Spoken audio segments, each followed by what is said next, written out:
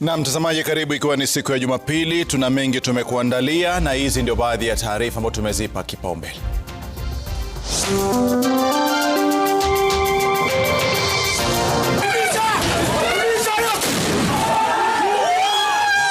Vurugu na vurumai mtaani Huruma, Nairobi, baada ya polisi kumpiga risasi na kumuua msichana aliyekuwa akiuza samaki. Hata ile narrative alisema ati watoto waende shule watachukuliwa venye wako, it is not happening. Juu wale wengi wako hapa wamerudi. It is not happening. Hakuna mwalimu anachukua mtoto kama ana kitu. Kisunzi cha gredi ya 10 mtaani Mukuru, ambako zaidi ya wanafunzi 30 bado wamesalia nyumbani mwezi mmoja baadaye. Chama cha ODM haiwezi kuingia kwa UDA. Hata leo hii mkiamua mtu mfukuze, tuko tayari kurudi by election. Baadhi ya wanasiasa wa ODM wa hapa kuipigania ODM kwa hali na mali, wakikosoa ushirikiano wa wenzao na chama cha UDA. Sijaweza kufikia watu wenye wanaweza nisaidia kupitisha ujumbe. Na kijana wa miaka 27 atembea kutoka Bomet hadi Nairobi kwa juhudi za kuchangisha karo ya kujiunga na chuo kikuu.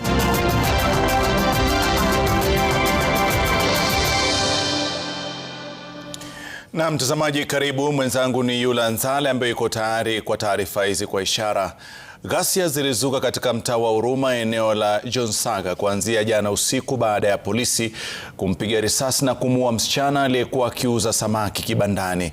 Msichana huyo, Cheryl Anyango, alipigwa risasi na kufariki papo hapo wakati polisi walipokuwa wakilenga mshukiwa wa uhalifu. Ghasia hizo zilizoanza usiku wa kuamkia leo na kuendelea mchana kutwa pia zilisababisha kuchomwa kwa magari matatu na kuharibiwa kwa mali. Mwili wa marehemu umehifadhiwa katika makafani ya City, huku wakazi wakitaka hatua kuchukuliwa dhidi ya afisa aliyefyatua risasi iliyemuua msichana huyo, kama Ode Francis anavyotuarifu. Ndivyo hali ilivyokuwa katika mtaa wa John Saga, Huruma. Vuta ni kuvute kati ya polisi na wakazi wa eneo hili.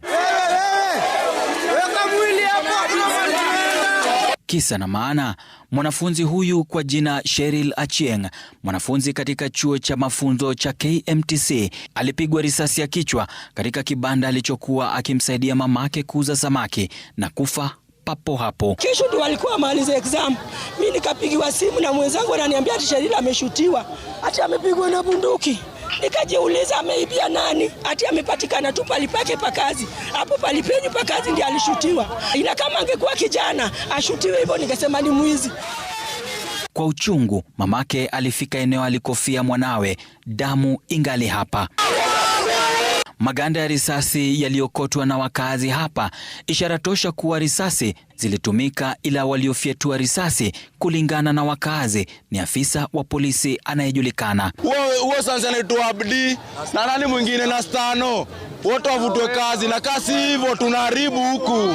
Ni katika kibanda hiki ambako kwa miaka na mikaka mamake Cheryl amewalea na kuuza samaki. Ila jana usiku, wakati polisi wanadaiwa kumfuata mshukiwa wa uhalifu, walifyatua risasi ambayo ilimpata Cheryl na kumpokonya maisha yake papo hapo. Hapo ndio anapatanga fare yake na lunch yake ya kwenda shule. Sasa hiyo ndio mimi, mtoto wangu ndio nataka justice yake. Alikuwa ananiambia mama, wacha nipe tu hizo miaka 4 nikimaliza wewe uende ushago, mimi nibaki nikilea wetu wadogo. Magari matatu pamoja na biashara za watu eneo hili hazikusazwa. Mahali nilikuwa nauza wamechukua wheelchair ya mtoto wangu, na nilikuwa na shonanga hizo mavitambaa. Sasa hata nashindwa nitaanza aje. Kilio cha wakazi kilikuwa wazi, si magorofani wala barabarani, kwa mauaji ya Cheryl Achieng pamoja na haki kupatikana. Maafisa wa IPOA wameanza uchunguzi baada ya familia kunyimwa fursa ya kuandikisha taarifa katika kituo cha polisi cha Huruma kabla ya wanaharakati kufika na kuingia na kupewa OB hii. Abdi anafaa kuwa ameshikwa. The alleged Abdi from Huruma Police Station. Na Huruma Police Station tunaijua hata sisi kama activists imekuanga a den of injustices. So we are telling Murkomen, we are telling the IG na wale wengine wote wana issue shoot to kill orders. This is unacceptable. hiyo shoot to kill orders ndio inaenda inaua watu completely innocent. Upasuaji wa mwili unatarajiwa kufanyika katika makafani ya City Jumatatu. Ode Francis, Runinga ya Citizen, Nairobi.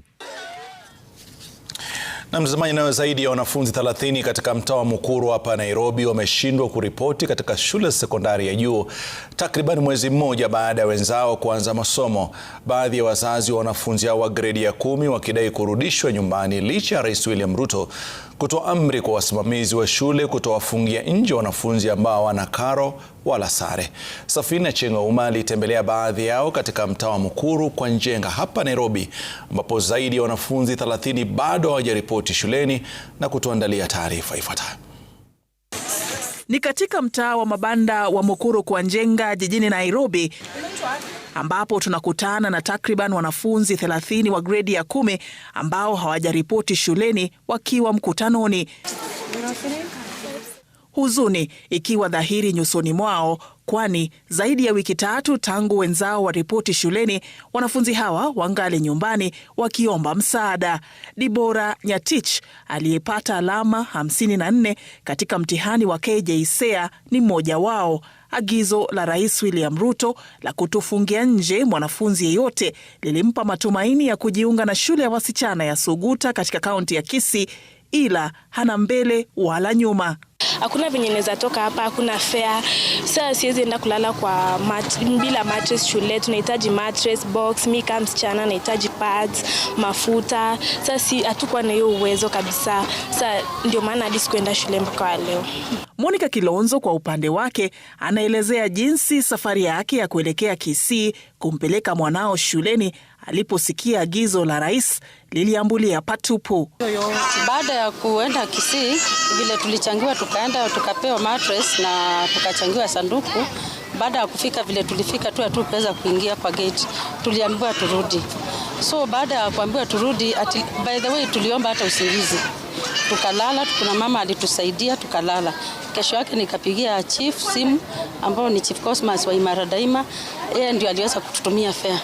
Na watu wako shule washasoma na mimi bado niko huko, na hofia nikienda naweza pata syllabus imesonga na catch up inaweza kuwa ngumu. Tulisikia president akisema tuende shule, tukaenda kaambia principal, yeye akasema hakuna school fees imelipwa, inabidi mrudi nyumbani mtafute pesa na mnunue vitu zinahitajika shuleni. Mtaa wa Mukuru kwa Njenga pekee una takriban wanafunzi 60 ambao bado hawajafika shuleni. Hata ile narrative alisema ati watoto waende shule watachukuliwa venye wako, it is not happening. Tumefanya kazi kubwa sana ya kutoa hao watoto kwa dump site na kuwaongelesha na kuwapea hope ati kuna hope wataenda shule. Na hapa kwetu Mukuru ukiangalia tuko na watoto wengi sana na wengi wamekuwa wanarandaranda. Tunaogopa hata sasa mimba za mapema because wasichana wetu wakianza kurandaranda hapa watapata early pregnancy. Katibu wa elimu Julius Bitok kwa upande wake ametetea msimamo wa serikali, akiwarai wazazi waliolemewa na mzigo wa karo kupeleka wanao katika shule za kutwa ambazo hazilipiwi na zina gharama ya chini ya mahitaji. Safina Chengouma, Runinga ya Citizen. Na mtazamaji, nalo kundi la ODM linaloongozwa na katibu mkuu Edwin Sifuna limesisitiza kuwa halitaruhusu chama hicho kubuni muungano na chama cha UDA kuunga mkono urais wa Rais William Ruto kwenye uchaguzi mkuu ujao. Wakiendeleza mikutano na wananchi kaunti ya Busia, viongozi wao wameshikilia kuwa wako tayari kuchukua usukani wa chama na kuwa ni lazima ODM iwe na mgombea wa urais kwenye uchaguzi mkuu wa mwaka ujao. ODM unaongozwa na katibu mkuu Edwin Sifuna, naibu kinara Godfrey Osotsi, mbunge wa Embakasi East Babu Owino na gavana wa Siaya James Orengo uliendeleza mikutano yao ya Linda Mwananchi katika kaunti ya Busia.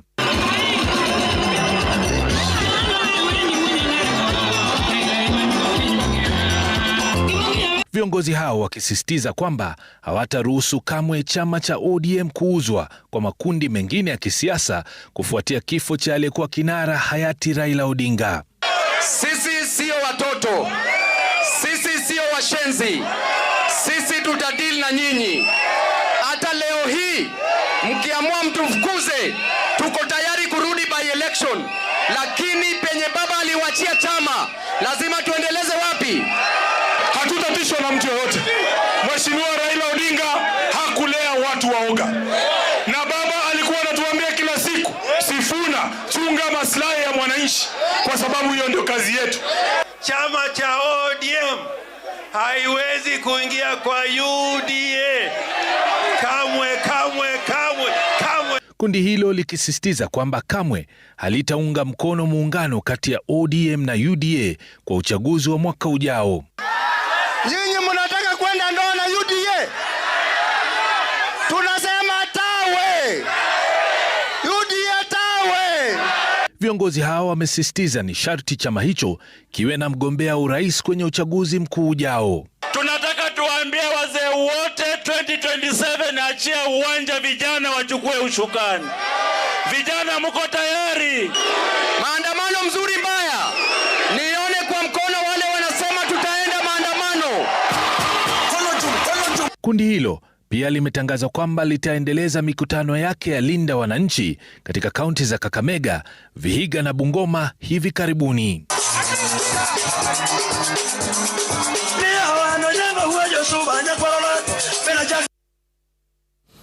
Na wakati huo naye Rais William Ruto amepuuzilia mbali juhudi za kufufua mrengo wa Azimio la Umoja kwa lengo la kumkabili kwenye uchaguzi mkuu wa mwakani, akisema hazitafua dafu. Akizungumza kwenye mkutano wa kisiasa eneo la Pipeline hapa jijini Nairobi, Rais Ruto ameendelea kutetea ushirikiano wa chama chake cha UDA na ODM, akisema ndio njia pekee ya ukombozi wa Wakenya. Seth Olale na taarifa zaidi. Pia na wao wajipange. Akiendeleza kampeni yake wikendi ya pili mfululizo jijini Nairobi, Rais William Ruto alizuru eneo la Pipeline ambako aliwarai wakazi kumpigia kura mwakani kurejea ofisini. 2027 vijana! Rais Ruto akichukua fursa hiyo kushambulia upinzani, akisema kuwa njama ya kufufua Azimio la Umoja kwa lengo la kumpiku kwenye uchaguzi ujao haitafaulu. Sasa nimesikia ati wanataka kuanzisha Azimio. Ile Azimio tulinyorosha asubuhi na mapema. Sasa niwaulize, Azimio bila ODM ni kuzimia? Azimio bila ODM si kuzimia? Rais Ruto akisema kwamba ushirikiano wa UDA na ODM utafanikisha maendeleo bora. Ni kazi ama kabila ya mtu? Ni kazi ama dini ya mtu? Si ni kazi? Si kila mtu atachaguliwa na kazi amefanya? Si mimi nitakuja hapa na kazi yangu ya affordable housing, ya markets, ya barabara, ya kusafisha city? Si nyinyi mtaamua?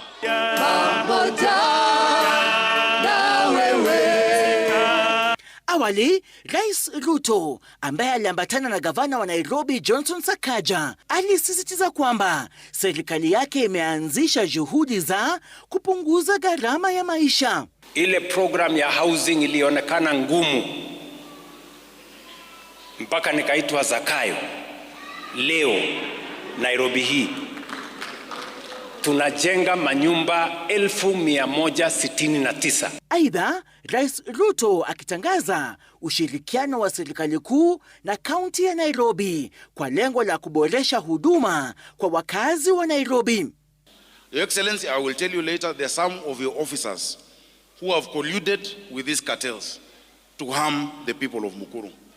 I will tell you their names and I will tell you what they have done, because ni pesa imetembea. Nairobi is going to lead, and that is why we are determined to change this city. Rais William Ruto amesema kwamba atatumia mfano wa maendeleo ya jiji la Nairobi ili kutekeleza ndoto ya Singapore.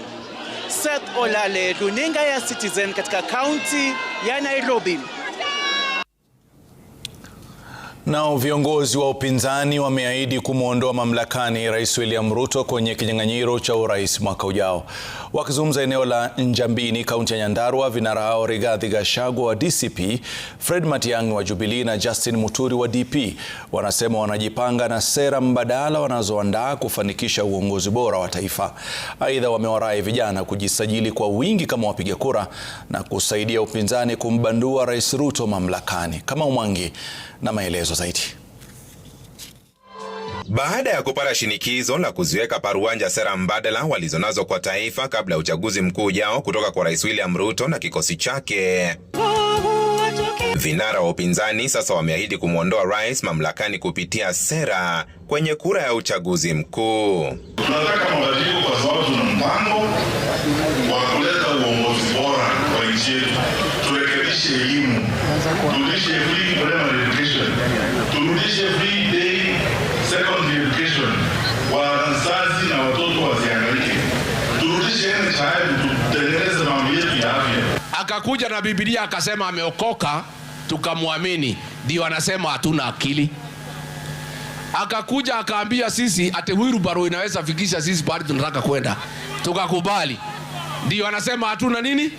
Tarehe 10 mwezi wa 8 mwaka ujao, kura ikihesabiwa, ndio utajua sisi tuko na akili. Na ili kuifanikisha azma hii, upinzani unawataka vijana walioanzisha hulka ya kutaka mabadiliko ya jinsi taifa linavyoongozwa kujisajili kwa wingi kama wapiga kura, wakihitaja kuwa njia pekee kuhakikisha wamemboga Ruto mwaka ujao ili kuwawezesha kubadilisha sera za serikali wanazosema zimeenda kombo. Why are you letting Kenyans be taken to Russia, to Ukraine, to fight? People who are not even trained, they are not military personnel. For how long do you want these parents to continue suffering? Ukiwadanganya ni kazi na wapatia majuu. Hiyo maneno ya kuambiwa tuongezee, waulize tuongezee muda kwa nini? Why do you want more time? Ufanye nini? Sababu sasa hakuna kitu unafanya saa hii, tukuongezee muda ufanye nini? Ili tuendelee kuteseka, tuendelee kusumbuka. Vinara hao waliowahutubia wakazi wa Njabini baada ya ibada ya misa wamewaahidi Wakenya kuwa watakaa na kujadiliana ni nani atakaipeperusha bendera ya upinzani kumenyana na Rais Ruto. Kama Umwangi, runinga ya Citizen. Na mtazamaji, tuachane na masuala yanayofungamana na siasa, ambapo kwingineko kijana mmoja mwenye umri wa miaka 27 kutoka Bomet amekamilisha safari ndefu ya kutembea zaidi ya kilomita 200 kutoka Bomet hadi Nairobi katika matumaini ya kuchangisha karo ya masomo yake ya chuo kikuu. Duncan Kibeti aliyemaliza elimu yake ya sekondari mwaka 2015 hajawahi kujiunga na chuo kikuu kwa zaidi ya muongo mmoja kutokana na changamoto za kifedha. Sasa miaka 11 baadaye, Kibeti bado hajakata tamaa ya kutimiza ndoto yake. Alizungumza na mwanahabari wetu Ben Kirui kuhusu safari yake hiyo.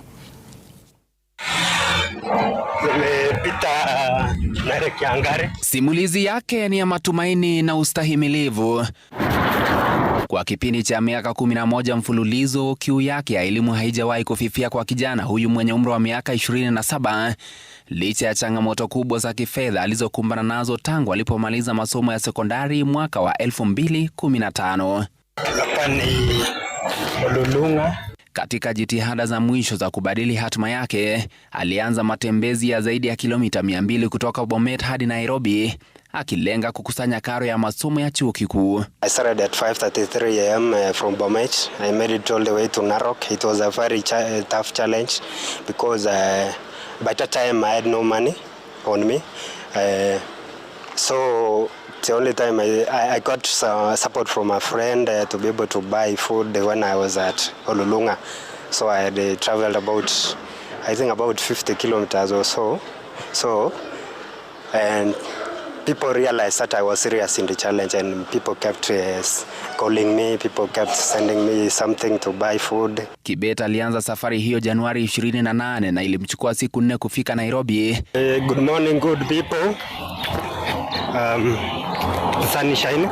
Katika kipindi chote cha matembezi hayo, aliwajulisha Wakenya kupitia mitandao ya kijamii akionyesha changamoto alizokumbana nazo njiani. Wakiwa wameguzwa na azma yake, baadhi ya Wakenya walimsaidia na pesa za chakula, vinywaji na hata malazi. So I remember a moment I made it. I was at this old satellite around just towards the Suswa Way Bridge, and I had run out of water.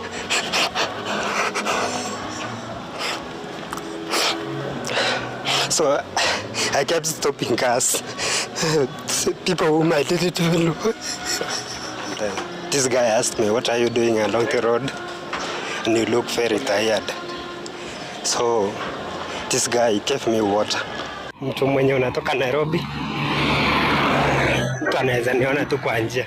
Licha ya safari hiyo ngumu, Kibet aliweza kukusanya shilingi 12,000 pekee. Anasema lengo kuu la safari yake ilikuwa kuvutia mfadhili ambaye angeweza kumsaidia kugharamia masomo yake ya chuo kikuu. I'm really seeking for help because I have secured admission to join Mount Kenya University. That was my dream university, all true. So I only got the admission, but I don't have the fees to join.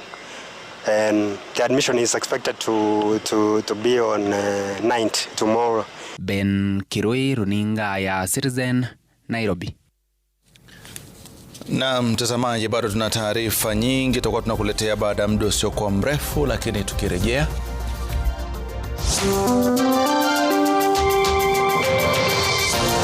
vijana kutoka jamii isiyojiweza wapata fursa kuelimishwa kuhusu teknolojia na michezo. The Kenya Pipeline Company IPO is now open at a share price of 9 shillings. Apply online through kpcipo.e-offer.app or USSD *483*816#. KPC, a future you can share.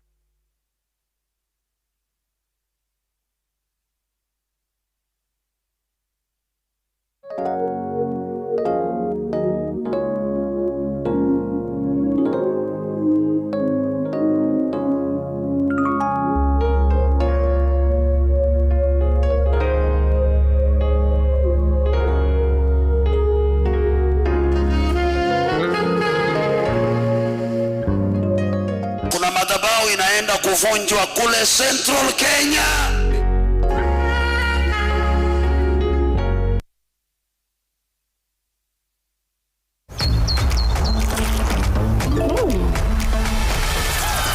Some kids are just a step ahead. The winning difference? A spoonful of Blue Band. The only one with the right levels of omega-3 and 6.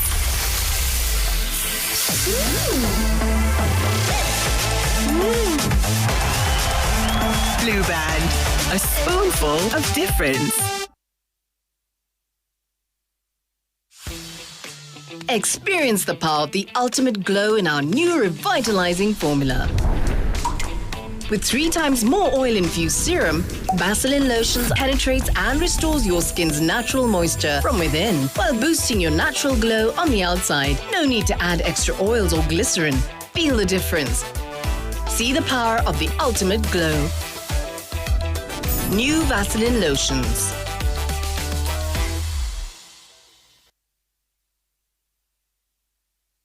Mimi kama UC natenda ninayoyasema. Nimekuwa kielelezo kwa mara nyingi. Ni sawa, hakuna shida. Asante kwa Ariel Liquid mpya, ni nzuri. New Ariel Liquid kwa mashine za kufulia huondoa madoa sugu kwa mosho mmoja. When the season changes, we adapt to the season. Some wait for better conditions, others create them. Every machine built with precision, ready for your fields. From the moment you step into our showrooms, we are ready to serve you.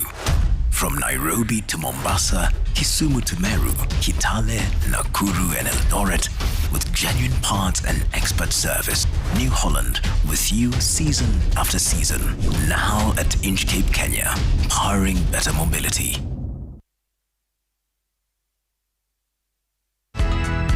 Is your health journey feeling like an uphill battle? It's time to stop the guesswork and start the transformation. This Sunday on Uliza Daktari, we're diving deep into the ultimate guide for weight management. It's more than just a number on a scale. We're breaking down the pillars of a thriving lifestyle, from balanced nutrition, regular physical activity, the science of sleep, and why managing stress is your secret weapon.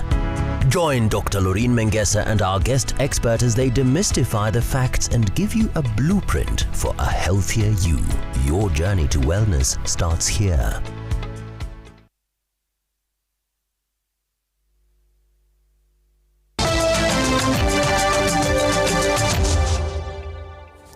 Naam, karibu tena mtazamaji. Kwa watoto wengi katika vitongoji duni, kupata kompyuta bado ni changamoto kubwa kwao. Hata hivyo, ndoto za baadhi yao eneo la Kibra zimeanza kutimia kupitia basi maalum la kidijitali linalozunguka shule za umma na kuwapa nafasi ya kujifunza teknolojia kila wiki. Tukutana na mamia wa wanafunzi hao ambao pia wanajihusisha na mafunzo ya mchezo wa raga kukuza talanta na masomo. Mwanahabari wetu Emily Chebet anatuletea taarifa hiyo ya watoto wakati ya miaka 5 hadi 18. Jumapili asubuhi na watoto zaidi ya 200 kutoka mtaa wa Kibra wanawasili katika uwanja wa raga katika barabara ya Ngong hapa Nairobi. Wasichana na wavulana wa umri tofauti wanaelekea mmoja baada ya mwingine katika uwanja tayari kwa mafunzo. Wakiendelea na mazoezi, ndani ya basi hili matayarisho ya darasa yanaendelea. Walimu wa kompyuta wanapanga tarakilishi 36 zilizounganishwa na mtandao tayari kuwafunza masuala mbalimbali ya teknolojia na akili unde. Wanafunzi hao wanaingia ndani ya basi hili kwa vikundi, huku wenzao wakiendelea na mazoezi. Most of us when we got into the tech field, we got into it when we were in campus. But for you to be innovative enough, you need to understand the syntax. Coding is like a language that you learn. Basi hili ambalo linatumia nguvu ya jua huzunguka kati ya shule kadhaa za umma maeneo ya Kibra na Kiambu ili kuwasaidia wanafunzi ambao hawana nafasi ya kupata kompyuta wala mitandao. Kundi la Kings Rugby Development Academy na wenzao wa Kodi Yetu wanasema mpango huu unawasaidia wanafunzi wengi kupata ujuzi huu. We chose rugby because rugby is a game that not only teaches kids rugby skills but also values. So they teach kids humility, honesty, discipline. So those are that's one of the reasons why we picked rugby. So once the kids join the rugby program, these values, automatically they get those values just by training and by the coaches. Wakati Kenya inazingatia mfumo wa CBE, washikadau katika sekta ya elimu wanasema masomo ya kidijitali yanakuwa kawaida na ni sharti wanafunzi wote wasawazishwe. One of the reasons for online schooling that the kids are exposed to technology but in a safe way and an educational way. And then the other reason for online learning is so that we can be able to reach families who would prefer flexibility. Maybe their parents who move from one country to another, or maybe their parents who are looking for an international curriculum but they are feeling it's too expensive. Wanafunzi hao kutoka Kibra wanawekwa kwa vikundi kulingana na miaka yao. Wasimamizi wa mfumo huu wakisema wengi wao wameonyesha kupita mitihani yao na kupata nafasi katika shule za kitaifa. Emily Chebet, Runinga ya Citizen.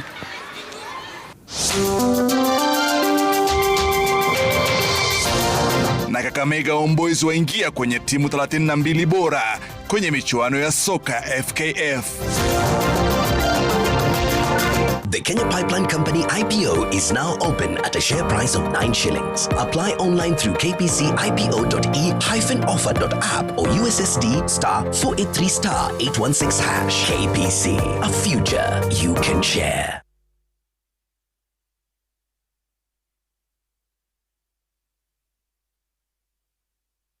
Bedlam ni dawa nambari 1 ya kuangamiza kunguni kutoka mayai hadi kunguni waliokomaa.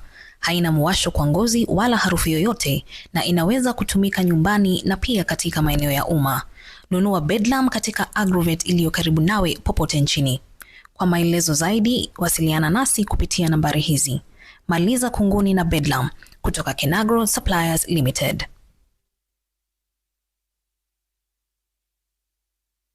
Kenya Pipeline has been the region's backbone for 52 years. Now you can be part of this future.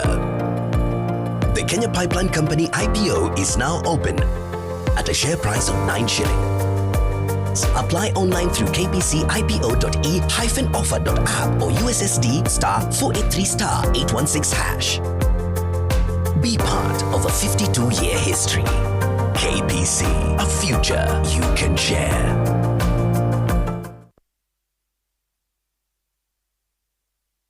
Renewed Molfix is now even more absorbent with double-layered upper surface. Only 20 Kenya shillings, single-piece Molfix at your duka. How do you keep your toilets clean? I use normal detergent and bleach for washing. The detergent and bleach cleanless can leave behind yellowness, rust, and germs. Harpix 10 times better cleaning compared to regular detergents and bleach, and kills 99.9% illness-causing germs in your toilet. To clean your toilet properly, you need Harpix 10X.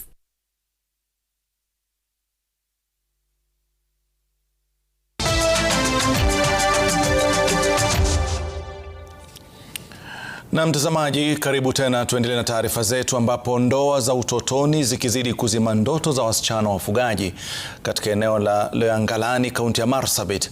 Mama mmoja ameanza kampeni kuzuia kuongezeka kwa visa hivi. Nakdor Moro, ambaye mwenyewe ni mwathiriwa wa ndoa za utotoni na ambaye kwa sasa ni balozi wa kujitolea, amekata kauli kuendeleza hamasisho la kukomesha mila hiyo katika jamii yake. Hata hivyo, Nakdor amekiri mchakato huo unayumbishwa na pingamizi za jamii yake inayomwona kama msaliti. Boniface Baraza anatuarifu zaidi kuhusu juhudi za Nakdor huko Loyangalani. Gumosi Gupili Nakdor Moro anatembea taratibu kijijini na wapa Loyangalani, kaunti ya Marsabit, kuendeleza kampeni yake kwa wana kijiji ili kuihamasisha jamii yake kupiga teke mila potovu ya kuoza binti zao mapema. Nakdor, ambaye ni balozi kwa sasa, aliozwa akiwa mchanga na ongezeko ya visa hivyo kuna mkera. Mimi nilipata hiyo shida kupeana mapema. Sasa mimi nimejitolea kwa World Vision kutembea, kufunza watu wasipeane tena watoto bado wakati wadogo. Hii ndoa mapema ni mbaya. Ile shida ambayo yetu ambayo tuko naye ni early marriage ya watoto. Mimi na Nakdor na nani tunataka kumaliza, tukitembea juu ya kijiji, tunataka kuwa tunamalizia hiyo shida kwa watoto. Hii ni hakuweka nyama. Japo Nakdor amejitolea kuhakikisha ndoto za wasichana wafugaji hazizimwi na mila hiyo potovu, juhudi zake zinakisiwa kuisaliti jamii yake. Hata kama watu wananichukia, mimi tatembea tu, wengine wananichukia, wengine wanakubali. Kwa hivyo mimi nitatembea, nitaelezana mpaka serikali aingie ndani. Kutoripotiwa kwa ndoa za mapema kukichangia ongezeko ya visa hivyo nyanjani, mchakato wa Nakdor umeonekana kuwapa mwanga. Tangu tuanze kufanya hii uhamasisho polepole, wa Nakdor akiwa champion wao, tunaanza kuona umuhimu wa hizi cases kuwa report. Watoto wa kike kutoka jamii za wafugaji zinazoendeleza mila hiyo huozwa mapema ili familia zao zipate mali, yani mifugo wanaotolewa kulipa posa. Takwimu zinaashiria kaunti ya Marsabit imerekodi 40% ya ndoa za mapema. Licha kujitolea kwake ili kuikomboa jamii yake kutokana na minyororo ya mila katili, potovu na iliyopitwa na wakati, mchakato huo umezidi kuyumbishwa na pingamizi tele kutoka kwa wanajamii wenyewe. Boniface Barasa, Runinga Citizen, eneo la Loyangalani, gatuzi la Marsabit.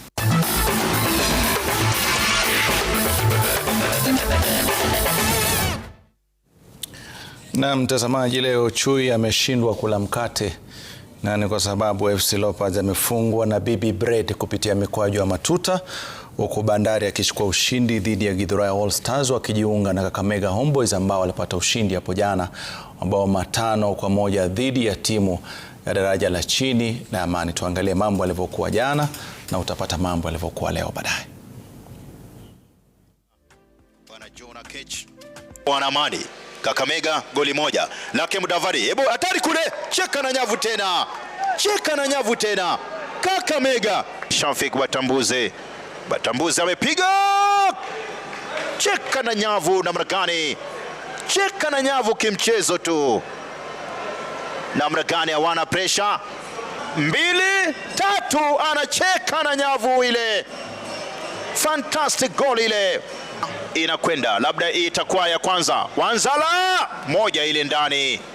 Victor ameweka 1-0. Center refa anasema ngoma imefika mwisho. Ni mechi ya kwanza iliyoanza majira ya saa 7 nimeweza kumalizika kwa ushindi wa timu yake Patrick Odhiambo.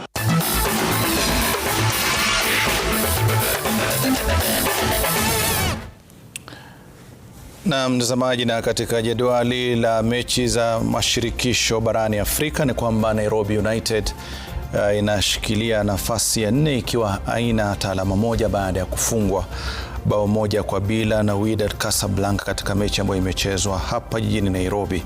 Hivyo basi ni Wydad wako mbele, Maniema wa pili na Azam FC wa 3 na E-Boys wakiwa wa 4. Mimi naitwa Rashid Abdalla, asante kwa kuweza kufuatilia taarifa zetu. Nikimshukuru Yula Nzale, itakuwa ni dhambi kama sishukuru wote waliochangia taarifa hizi. Naitwa Rashid Abdalla, niweke mahali pema moyoni.